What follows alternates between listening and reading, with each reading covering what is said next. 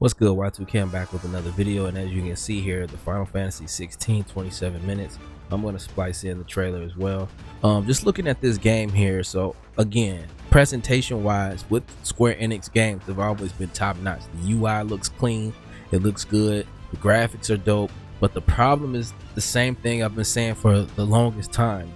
The world just looks empty. There's no uniqueness to it outside of the towns you visit.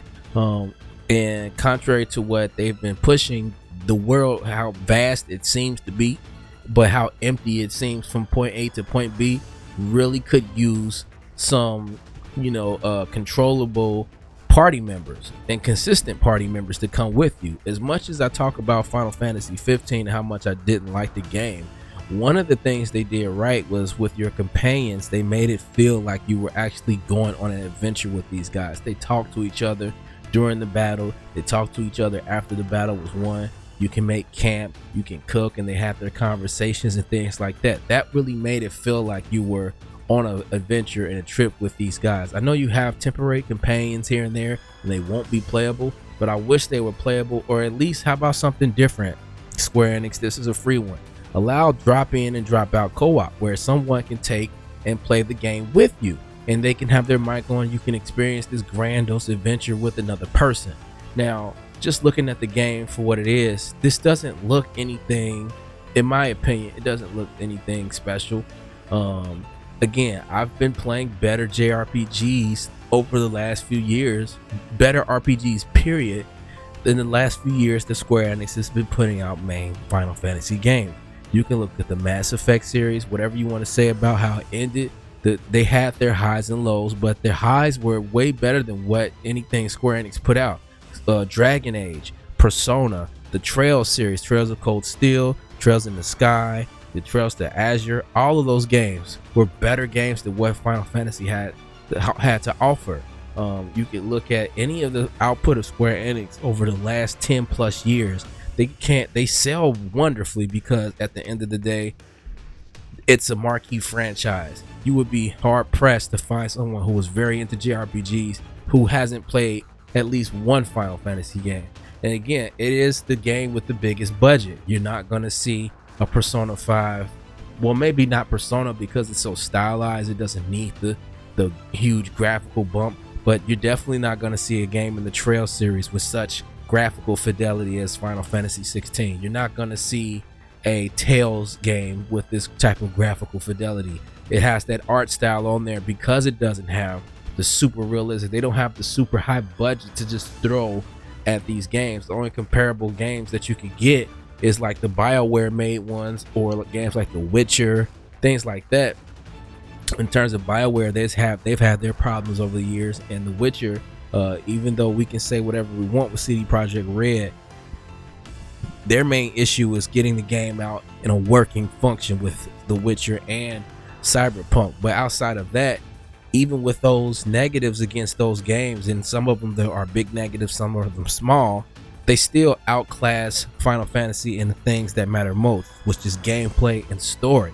When you play from Final Fantasy 13 on, some people even say from Final Fantasy 12 in terms of the battle system, but I say from 13 on, so many games, JRPGs and RPGs, Western RPGs have come out and have outclassed them in such a way where it feels like Square Enix can't put out any quality games, or just so dated at this point. And it's true. And when you look at the interview they did when they talked about, and I said this in my video where they talked about JRPGs being a negative term, and I went into detail about how certain Western developers and the attitude it was behind, or towards Japanese game makers.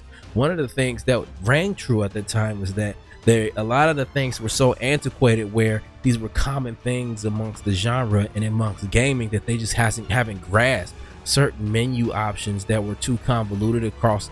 I'm just gonna stick on JRPG games. Certain menu options was just too overly convoluted, or certain the way they do crafting systems and the item systems is just like they didn't catch up to what the rest of the world was doing in that aspect. And while that gap has kind of narrowed to not even existing at this point, it seemed like Final Fantasy and Square Enix were just kind of digging in their heels and like we're gonna just continue to march out to the beat of our own drum to a detriment of the series, in my opinion. You know, Final Fantasy 13 lasted so long, and each iteration, you know, it has its fan bases, but a lot of people were ready to move on from Lightning and her story. They were looking more over at, you know, what was to be versus 13 at the time.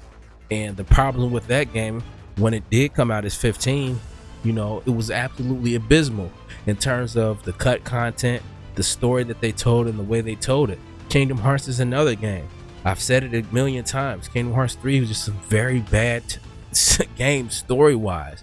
You know, it was advertisement for Disney games, and I'm not going to go too much on a tangent as far as, you know, my issues with Kingdom Hearts. But at the end of the day, when you look at, you know, the output of Square Enix, each one of their games is a head scratcher in terms of why did you guys decide to make this decision, right? Stranger in Paradise, who asked for that game? You looking like a Babylon's Fall, who asked for that game? Why did you guys make this game? What's the Forspoken? While I believe that the game has got a bad rap, it just was like, when you actually sit down and take out all of the unnecessary criticism from the losers on the internet, it was like, why were some of these decisions made? You know what I'm saying? Like, the open world was kind of empty. The gameplay looked phenomenal, the graphics were great, but it was just like the overall structured world that you created around this game still followed the same tropes. You look at The Quiet Man, who asked for that game and why was this game made? So when you look at Square Enix as a whole, you know, if this was EA or Activision or Ubisoft or Rockstar, any one of these developers or publishers who are kind of hit and miss with a lot of their big budget games, you would be looking at them like, this has to work or they're in deep trouble. But because Square Enix has such a foothold in the hearts and minds of gamers throughout the years, they get a pass for some reason. It is understandable. You know, the makers of Final Fantasy VII couldn't possibly be in jeopardy of criticism or criticizing their ability to make a decent game in this day and age, but yet the criticism stands.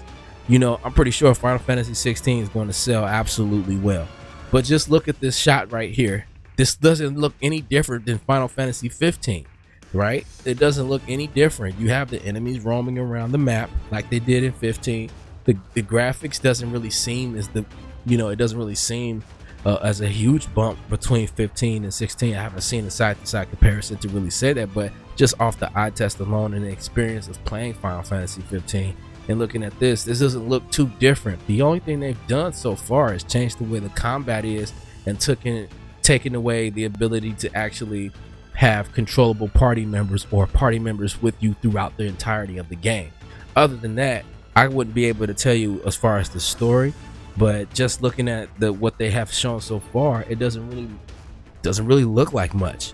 It doesn't really look like it has anything going for it that makes it a must buy. You know, I've seen a video that was recommended to me that said that they were cautiously optimistic, and I think that's what sums it up for me as well. Well, I'm not optimistic.